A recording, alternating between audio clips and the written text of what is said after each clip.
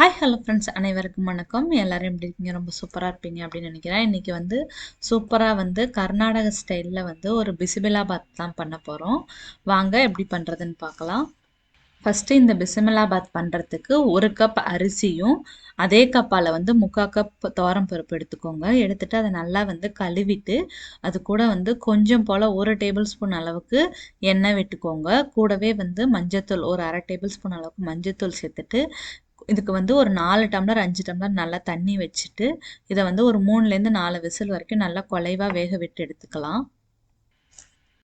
இந்த பிசிமிலாபாத்துக்கு வந்து ஒரு பவுடர் அரைக்கணும். இந்த பவுடர் நீங்கள் அரைச்சி வச்சிட்டிங்கன்னா லாங் டைம் கூட ஸ்டோர் பண்ணி வச்சுக்கலாம்.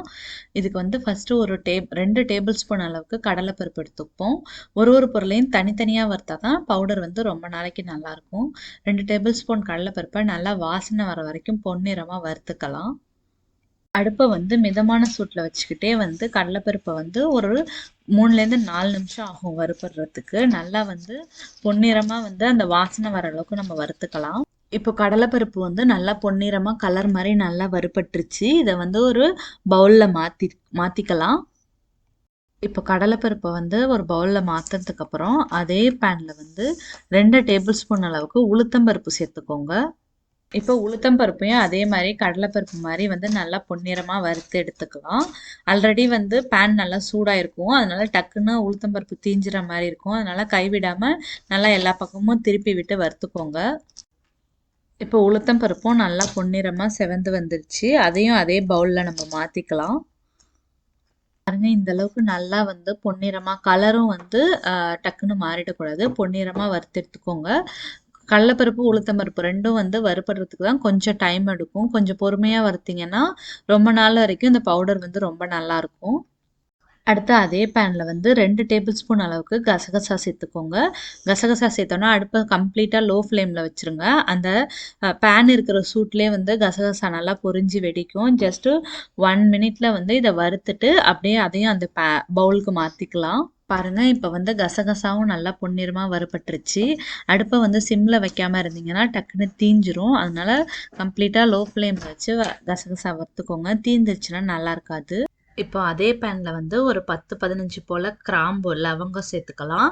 கூடவே வந்து ஒரு 4-5 சுருள்பட்டை வந்து பட்டை இருக்குல்ல, அதை வந்து நல்லா வந்து உடச்சிட்டு சேர்த்துக்கோங்க. இது கூட கொஞ்சம் போல் வந்து அதே மாதிரி ஒரு 4-5 இலை வந்து பிரியாணி இலை இருக்குல்ல, அதையும் சேர்த்துக்கலாம். சேர்த்துட்டு ஜஸ்ட் இதையும் 1 நிமிஷம் போல் வறுத்துக்கலாம். இப்போ இந்த பட்டை லவங்கம் அப்புறம் வந்து பிரியாணி இலை இது 3ம் வந்து 1 நிமிஷம் வறுத்துட்டு இப்போ அதே பேனில் வந்து 1/2 டேபிள் ஸ்பூன் அளவுக்கு வெந்தயம், 1/2 டேபிள் ஸ்பூன் அளவுக்கு சீரகம் சேர்த்துக்கோங்க. இது எல்லாம் வந்து ரொம்ப நேரம் வறுக்க தேவையில்ல. ஜஸ்ட் வெந்தயம் வந்து வாசனை வர அளவுக்கு வறுத்தா போதும். இது கூட ஜஸ்ட் 1 நிமிஷம் தான் ஆகும். 1 நிமிஷத்தில் நல்லா வறுத்துட்டு இப்போ அதையும் வந்து நம்ம அதே பவுலில் சேர்த்துக்கலாம். இப்போ இதெல்லாம் வறுபட்டதுக்கு அப்புறம் கடைசியாக வந்து காஞ்ச மிளகாய் வந்து நீங்கள் காரத்துக்கு ஏற்ற மாதிரி சேர்த்துக்கோங்க. நான் வந்து ஒரு 12 போல் காஞ்ச மிளகாய் எடுத்திருக்கேன். அதையும் சேர்த்து 1 நிமிஷம் போல் வறுத்துக்கலாம். அடுத்து வந்து தனியா வந்து கொத்தமல்லி வந்து ஒரு 2 டேபிள் ஸ்பூன் அளவுக்கு எடுத்திருக்கேன். அதையும் சேர்த்துட்டு நம்ம வந்து வறுத்து இது எல்லாத்தையுமே வந்து தனித்தனியாக வறுத்து எடுத்து வச்சுக்கலாம். கடைசியாக வந்து ஒரு கை அளவுக்கு வந்து ஒரு கைப்பிடி அளவுக்கு வந்து தேங்காய் எடுத்திருக்கேன், துருவன தேங்காய். நீங்கள் வந்து தேங்காய் வேணும்னா சேர்த்துக்கோங்க, இல்லைனா இது ஆப்ஷனல் தான். ஆனால் தேங்காய் சேர்த்திங்கன்னா நல்லாயிருக்கும். அதையும் வந்து அந்த தேங்காயோட ஈரப்பதம் நல்லா போகிற அளவுக்கு நல்லா பொன்னிறமாக வறுத்து எடுத்துக்கலாம். அப்போ தான் வந்து நமக்கு வந்து லாங் டைம் வந்து ஸ்டோர் பண்ணி வைக்கிறப்ப நல்லாயிருக்கும். இப்போ நம்ம எல்லா பொருளுமே வறுத்து எடுத்துட்டோம். இதை வந்து நல்லா ஆற வச்சுட்டு மிக்சியில் கொடுத்து நல்லா ஃபைன் பவுடராக வந்து அரைச்சி எடுத்துப்போம். இப்போ ஒரு பேனில் வந்து ஒரு 2 டேபிள் ஸ்பூன் அளவுக்கு ஆயில் சேர்த்துக்கலாம். ஆயில் சேர்த்துட்டு கூடவே வந்து நம்ம கட் பண்ணி வச்சுருக்க காய், இதுக்கு வந்து பிசிமிலாபாத்துக்கு வந்து வெங்காயம் போட மாட்டோம். மற்றபடி எல்லா காயுமே போடலாம். கத்திரிக்காய், முருங்கைக்காய், அப்புறம் கேப்சிகம், உருளைக்கிழங்கு, அந்த கேரட், பீன்ஸ் அது கூட போடலாம். ஸோ நான் எல்லா காயும் சேர்த்துருக்கேன். கூடவே வந்து கொஞ்சம் போல் உப்பு சேர்த்துட்டு ஒரு 1/2 கிளாஸ் அளவு தண்ணி சேர்த்துட்டு வந்து கொஞ்சம் இதை வந்து நல்லா காயை வந்து வேக வச்சு எடுத்துடலாம். இப்போ காய் வெந்துட்டுருக்கு. நம்மளோட பவுடரும் வந்து பிஸ்மிலாபாத் பவுடரும் வந்து ரெடி ஆயிடுச்சு. நல்லா ஆறுனதுக்கப்புறம் மிக்சியில் கொடுத்து அரைச்சி வச்சுட்டேன். இதை நல்லா வந்து ஒரு ஏர்டைட் கண்டெய்னரில் போட்டு மூடி வச்சிட்டிங்கன்னா நமக்கு தேவைன்றப்ப யூஸ் பண்ணிக்கலாம். இது வந்து இந்த பவுடர் ரெடியாக இருந்தால் ஒரு 10 நிமிஷத்தில் நம்ம பிஸ்மிலாபாத் பண்ணிடலாம்.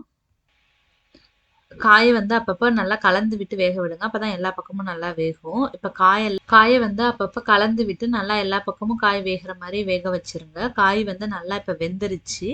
இது கூட வந்து ஒரு எலுமிச்சம் பழ சைஸ்க்கு வந்து புளி கரைச்சி வச்சிருக்கேன். அந்த புளி தண்ணியும் சேர்த்துப்போம். கூடவே வந்து பார்த்தீங்க அப்படின்னா, கொஞ்சம் போல தண்ணி எக்ஸ்ட்ரா சேர்த்துக்கலாம். ஏன்னா வந்து பருப்பு சாதம்லாம் நம்ம சேர்க்குறப்ப நல்லா ட்ரை ஆயிடும். பிசிபிலாபாத் வந்து கொஞ்சம் தண்ணியா இருந்தா தான் நல்லாயிருக்கும். அது கூடவே நம்மளோட பிசிபிலாபாத் பவுடர் இருக்குல்ல, அது வந்து ஒரு 3 டேபிள் ஸ்பூன் அளவு சேர்த்துட்டு, இது எல்லாமே நல்லா ஒரு கொதிக்கட்டும். அந்த பவுடர் அப்புறம் வந்து புளித்தண்ணி எல்லாமே காய் கூட நல்லா கலந்து மாரி நல்லா கலந்து விட்டுறலாம். இப்ப நல்லா கலந்து விட்டுட்டு, நல்லா கொதிக்க வச்சிரலாம் மூடி வச்சுட்டு. இப்ப பாருங்க நல்லா வந்து கொதிச்சிருச்சு. நல்லா தண்ணி வந்து கொதிச்சிருச்சு. இது கூட வந்து நம்ம வேக வச்ச பருப்பு, அரிசி சாதம் இருக்குல்ல, அத நல்லா வந்து மத்து வச்சு நல்லா மசிச்சிருங்க. இல்லன்னா கரண்டியோட பேக் சைடு வச்சு கூட வந்து நல்லா வந்து மசிச்சு விட்டுட்டு, அதையும் வந்து நம்மளோட இந்த தண்ணியில இந்த காயெல்லாம் வேக வச்ச தண்ணி இருக்குல்ல, அந்த தண்ணியில சேர்த்துட்டு நல்லா வந்து கலந்து கொடுங்க எல்லா பக்கமும். தண்ணியும் சாதமும் சேர்த்தோன்னா எந்த கட்டியும் வராம நல்லா வந்து கலந்து கொடுத்துருங்க. கடைசியா வந்து ஒரு 1/2 டேபிள் ஸ்பூன் அளவுக்கு வெல்லம் சேர்த்துக்கோங்க. வெல்லம் இல்லைன்னா நாட்டு சக்கரை இருந்தால் சேர்த்துக்கோங்க. சேர்த்துட்டு இப்போ இது எல்லாத்தையும் வந்து நல்லா கலந்து கொடுத்துருங்க. இது ரொம்ப நேரம் கொதிக்கணும்னு தேவையில்ல. நம்மளுக்கு ஆல்ரெடி வந்து பருப்பு சாதம்லாம் வெந்தது தான். ஜஸ்ட் ஒரு டைம் வந்து நல்லா கலந்து விட்டுருங்க. கடைசியா வந்து நம்ம தாளிப்பு கொடுத்துர்லாம். பாருங்க நம்மளோட பிசிமிலாபாத் வந்து நல்லா சூப்பரா வாசமா ரெடி ஆயிடுச்சு. இது வந்து இதோட டேஸ்ட்டே வந்து டிஃப்ரெண்ட்டா இருக்கும். இது வந்து சாம்பார் சாதம் மாதிரி இருக்காது. நீங்க கண்டிப்பா ட்ரை பண்ணி பாருங்க.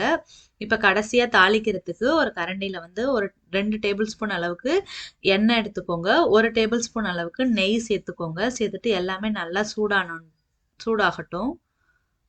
இப்ப இது கூட வந்து கடுகு உளுத்தம் பருப்பு போட்டுக்கலாம். ஒரு 1/2 டேபிள் ஸ்பூன் அளவுக்கு கடுகு உளுத்தம் பருப்பு சேர்த்துப்போம். கூடவே வந்து ஒரு 2, 3 போல வந்து காஞ்ச மிளகா வந்து சேர்த்துக்கலாம். கூடவே கொஞ்சம் போல கருவேப்பிலை, அப்புறம் கொஞ்சம் போல முந்திரி பருப்பு சேர்த்துட்டு, இது எல்லாத்தையும் ஜஸ்ட் ஒரு வாட்டி வறுத்துட்டு அப்படியே வந்து நம்ம சேர்த்துக்கலாம். இப்ப இந்த தாளிப்பு சேர்த்துட்டு கூடவே ஒரு கைப்பிடி அளவுக்கு கொத்தமல்லி இலை சேர்த்துட்டீங்க. சேர்த்துட்டு இது எல்லாத்தையும் ஒரு வாட்டி நல்லா கலந்துட்டா நம்மளோட சூப்பரான பிஸ்மில்லாபாத் வந்து ரெடி ஆயிடுச்சு.